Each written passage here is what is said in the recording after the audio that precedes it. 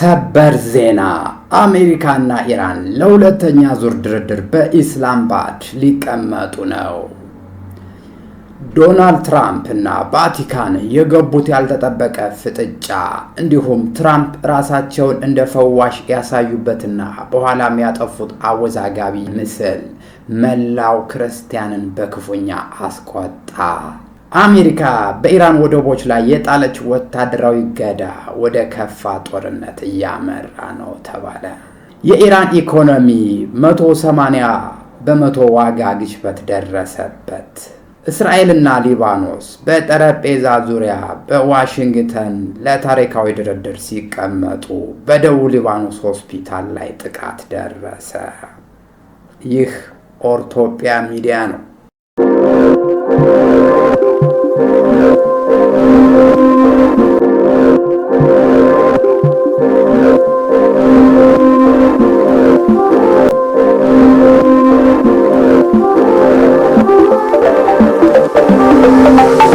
ሰላም ጤና ይስጥልን ክቡራንና ክቡራት የኦርቶፒያ ሚዲያ ተከታታዮች፣ በየዕለቱ ትኩስና ወቅታዊ ዓለም አቀፍ የፖለቲካና ቢዝነስ፣ ፈጠራና ቴክኖሎጂ፣ ሃይማኖታዊ ኩነቶችን፣ መዝናኛ እንዲሁም ታሪካዊ ክንዋኔዎችንና ዜናዎችን እናቀርባለን። በየጊዜው አዳዲስ መረጃዎች ለመከታተል ቀድመው እንዲደርሱ ሳብስክራይብ እንዲያደርጉ በመጠቆም መረጃዎቹም ለወዳጅ ዘመዶ እንዲደርስ ሼር ያድርጉ።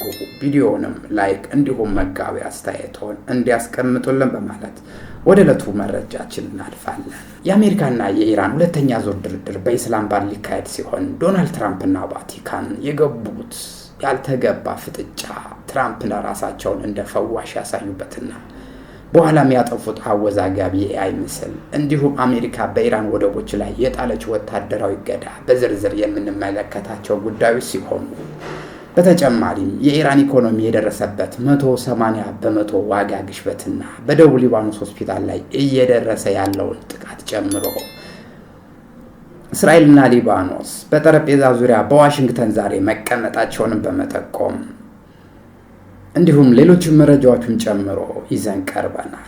እንደ ሁልጊዜው እስከ ፕሮግራማችን ፍጻሜ ድረስ አብራችሁ። በቅድሚያም ፓኪስታን የአሜሪካንና የኢራንን ተወካዮች ለሁለተኛ ዙር ድርድር በኢስላማባድ እንዲገናኙ ጥሪ ማቅረቧ ተሰማ። ፓኪስታን በአሜሪካና በኢራን መካከል የሚደረገውን የሁለተኛ ጊዜ ውይይት በዋና ከተማ ኢስላማባድ ለማስተናገድ ጥያቄ ስታቀርብ አሶሺየትድ ፕሬስ የፓኪስታኑ ከፍተኛ ባለስልጣንን ጠቅሶ እንደዘገበው ከሆነ ይህ ጥያቄ የቀረበው በመጪዎቹ ጥቂት ቀናት ውስጥ ውይይቱ እንዲካሄድ ነው ተብሏል።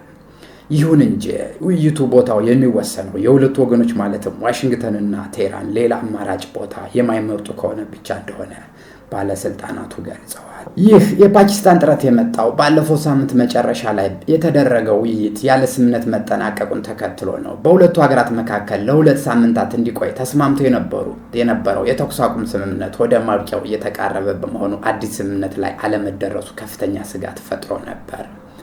ሆኖም የፓኪስታን ባለስልጣናት እንደተናገሩት የመጀመሪያው ዙር ንግግር ውጤት አልባ ነበር ማለት አይደለም። ይልቁንም ሂደቱ የአንድ ጊዜ ሙከራ ሳይሆን ቀጣይነት ያለው የዲፕሎማሲያዊ ጉዞ አካል መሆኑን አስገንዝበዋል። በሌላ በኩል ዶናልድ ትራምፕ ኢራን እጅጉን በጣም መጥፎ ስምምነት ለማድረግ ትፈልጋለች ሲሉ መተቸታቸውን በድርድሩ ላይ ያለውን ጫና ከፍ አድርጎታል። ይሁን እንጂ ዲፕሎማሲያዊ ጥረቶች ቢቀጥሉም ውጤቱ ግን አጠራጣሪ ሆኗል። ባለፈው ሳምንት ወደ ቴህራን ሲመለስ የነበረው የኢራን ልዑካን ቡድን ሕይወታችን አደጋ ላይ ነበር የሚል መረጃ ይፋ አድርገው ነበር። በመቀጠልም የዋሽንግተንና የቫቲካንን ፍጥጫ እናያለን። ፕሬዚዳንት ዶናልድ ትራምፕ በትሩዝ ሶሻል ገጻቸው ላይ ርዕሰ ሊቃነ ጳጳስ ሊዮን 14ኛ በወንጀል ላይ ደካማ ሲሉ በከባድ ቃላት መተቸታቸው ከፍተኛ ውጥረት ፈጥሯል። ትራምፕ እኔ ዋይት ሀውስ ባልኖር ኑሮ ሊዮ ቫቲካ ውስጥ አይኖሩም ነበር መደመጣቸው የርዕሰ ሊቃነ ጳጳሳት መንበረ ዋስትና እሳቸው እንደሆኑ ገልጸዋል። ርዕሰ ሊቃነ ጳጳስ ሊዮ የትራምፕን አስተዳደር እንደማይፈሩ እንዲሁም የኢራን ጦርነት በተመለከተ በያዙት አቋም ምክንያት ከፕሬዝዳንቱ ያልተለመደ ጥያቄ ቢሰነዘርባቸውም ጥቃቱን መቃወም እንደሚቀጥሉ ተናግረዋል። ይህ ንግግር የቅርብ አጋራቸው በሆኑት በጣሊያኗ ጠቅላይ ሚኒስትር ጆርጂያ ሜሎኒ ዘንድ ተቀባይነት አላገኘም። ሜሎኒ ዝምታቸውን ሰብረው ትራምፕ መስመሩን አልፈዋል። ቀይ መስመር ጥሰዋል ሲሉ ተቃውሟቸውን አሰምተዋል። በተያያዘም ፕሬዚዳንት ትራምፕ በማህበራዊ ሚዲያ ላይ ጳጳስ ሊዮ 14ኛውን መተቸታቸውን ብዙም ሳይቆዩ በየተፈጠረ ኢየሱስን የሚመስል ምስል አጋርተዋል። ትራምፕ ራሳቸውን እንደ ኢየሱስ አስመስለው ያቀረቡት የኤአይ ምስል መነጋገሪያ ሆኗል። ምስሉ ትራምፕን እንደ ፈዋሽ ሐኪም የሚያሳይ ሲሆን ብዙዎችን ግን በእግዚአብሔር መቀለድ ነው ሲሉ ወቅሰውታል። ውዝግቡ ሲበረታም ትራምፕ ምስሉን ከገጻቸው ላይ ለማንሳት ተገደዋል። ምስሉ የተለጠፈው እሁድ ሲሆን ፕሬዚዳንት ትራምፕ በትሩዝ ሶሻል ማህበራዊ ሚዲያ ገጻቸው ላይ በሰው ሰራሽ አስተውሎ የተሰራ የሚመስል አንድ ምስል አጋሩ። ምስሉ ትራምፕ ነጭና ቀይ ካባ ለብሰው እጆቻቸውን ደግሞ ብርሃን እያመነጩ ያሳያል። በምስሉ ላይ የሚታየው ትራምፕ የሆስፒታል ጋውን ለብሶ አልጋ ላይ የተኛውን ሰው በግንባር በቀኝ እጃቸው ሲነኩት ይታያሉ። ይህ አቀማመጥ በክርስትና ሃይማኖታዊ ጥበብ ውስጥ ኢየሱስ ክርስቶስ የታመሙትን ሲፈውስ ከሚታይበት ምስል ጋር ተመሳሳይ ነው ተብሏል። በአልጋው ዙሪያ ስቴቶስኮፕ ያንጠለጠሉ የሕክምና ባለሙያዎች፣ ጸሎት የሚያደርጉ ሴቶችና የካሜራ ልብስ የለበሱ ወንዶች ትራምፕን በአድናቆት ቀና ብለው ሲመለከቱት ይታያል። በጀርባው ደግሞ የአሜሪካ ባንዲራ፣ የነጻነት ሐውልት፣ ተዋጊ ጀቶችና ንስሮች ተካተውበታል። ምስሉ ምንም አይነት ተጨማሪ ጽሑፍ ወይም ማብራሪያ ሳይሰጥበት ነበር የተለጠፈው። ይህ ድርጊት መላ ክርስቲያናውያን ያስቆጣ ድርጊት ሲሆን ብዙም ክርስቲያኖች እጅጉን አስከፍቷል። በመቀጠልም 46 ቀናትን ያስቆጠረው የመካከለኛው ምስራቅ ውጥረት በፕሬዝዳንት ትራምፕ ትዕዛዝ የአሜሪካ የባህር ኃይል በኢራን ወደቦች ላይ ወታደራዊ እገዳ መጣል ጀምሯል። ማንኛውም የኢራን ወደብ የሚጠቀም መርከብ በቁጥጥር ስር እንዲውል ሴትኮም አስጠንቅቋል። ኢራን ይህንን እርምጃ ቀጥተኛ ጦርነት አዋጅ ስትል ጠርተዋለች። የቴህራን ባለስልጣናት እገዳው ለማስፈጸም የሚሞክር ማንኛውም መርከብ ወደ ባህሩ እግርጌ እንደሚላክ አስፈራርተዋል። ይህ ፍጥጫ በተለይ በሆርሙዝ ባህር ላይ የነዳጅ ዝውውርን ሊያስተጓጉል ይችላል የሚል ስጋት በዓለም አቀፍ ደረጃ ፈጥሯል።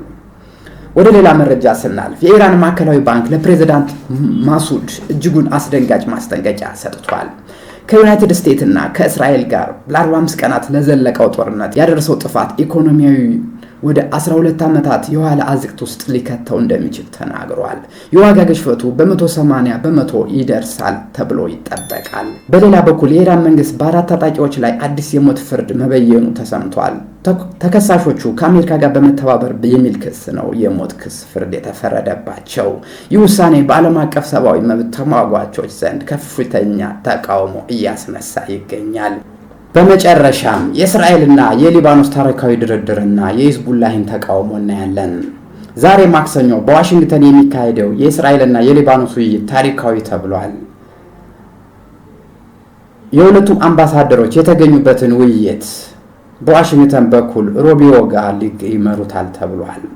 በ1993 ወዲህ ለመጀመሪያ ጊዜ ሁለቱም ሀገራት ፊት ለፊት የሚገናኙበት መድረክ ተመቻችቷል። የአሜሪካው የውጭ ጉዳይ ሚኒስተር ማርኮ ሮቢዮ በስብሰባው ላይ ይሳተፋሉ። ሆኖም የሂዝቡላህ መሪ ናኢም ቃስም ይህንን ድርድር እጅ መስጠት ነው በሚል እንደማይቀበሉት አስታውቀዋል። ይህም የቡድኑ አቋም በዲፕሎማሲያዊ ጠረጴዛ ላይ የሚደርሰውን ማንኛውንም ስምምነት በተግባር ላይ ለመዋል ትልቅ እንቅፋት ሊሆን እንደሚችል ተሰግቷል። ይህ በእንዲህ እንዳለ በደቡብ ሊባኖስ የሚገኘው የቴሌቪዥን የመንግስት ሆስፒታል በእስራኤል የአየር ድብደባ ከፍተኛ ጉዳት ደርሶበታል። በአልጀዚራ የተረጋገጡ ምስሎች እንደሚያሳዩት የተቋሙ ኮሪደሮችና ህንፃዎች መፍረሳቸውንና መውደማቸውን ተሰምተዋል። የሕክምና መሳሪያዎች ወድመዋል። ይህ ጥቃት በሊባኖስ የሟች ቁጥርን ከ2000 በላይ በደረሰበት ወቅት የተፈጸመ ሆኖ ሁኔታውን ይበልጥ አሳሳቢ አድርጎታል። የዛሬው የመረጃ እትማችን ይህን ይመስል ነበር። መረጃው ጠቃሚ ሆኖ ካገኛችሁት ላይክ ማድረጋችሁንና ለሌሎች እንዲደርስም ሸር ማድረጋችሁን አትርሱ። እንዲሁም ለቻናላችን አዲስ ከሆናችሁ ሳብስክራይብ በማድረግ የደወል ምልክቱን በመጫን ቤተሰብ ይሁኑ። አብራችሁን ስለቆያችሁ እናመሰግናለን። ቸር ቆዩ። ኦርቶጵያ የሁሉም ሚዲያ